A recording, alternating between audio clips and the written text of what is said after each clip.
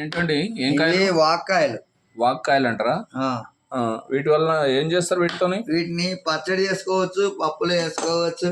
ఉమ్, ఆరోగ్యానికి మంచిది, ఓకే చాలా బాగుంటాయి. ఓకే.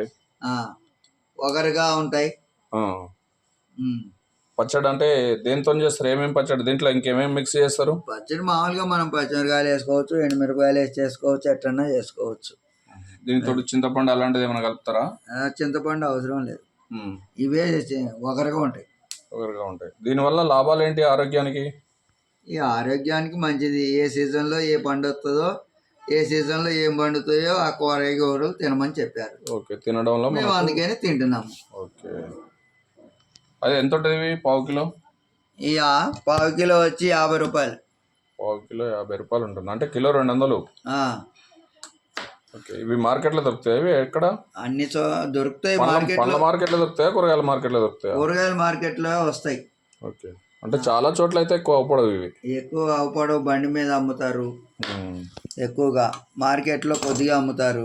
ఏదున్నా ఇవి వాక్కాయలు అంటండి, ఇవి పచ్చడి చేసుకుని కానీ పప్పులో కానీ వేసుకొని తింటే చాలా ఆరోగ్యానికి మేలు జరుగుతుందని చెప్తున్నారు. ఏ సీజన్లో ఆ కూరగాయలు కానీ ఆ పండ్లు కానీ తినడంలో మనకు చాలా ఆరోగ్యానికి మంచిదని చెప్తున్నాడు ఇతనైతే. సరే, మీరు ఇంతకుముందు ట్రై చేసిరు, లేకపోతే ఇప్పుడైతే మీరు ట్రై చేసి చూడండి.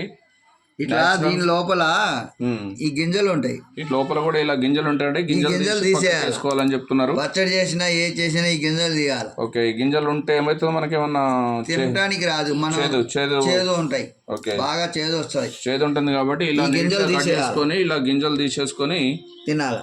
నీట్గా కట్ చేసుకొని పచ్చడి చేసుకొని కానీ పప్పులో వేసుకొని కానీ తింటే ఆరోగ్యానికి చాలా మంచిదని, మంచి బెనిఫిట్స్ కూడా ఉంటాయని చెప్తున్నారు మన వెంకటేశ్వరరావు గారు అయితే. Thank you for watching.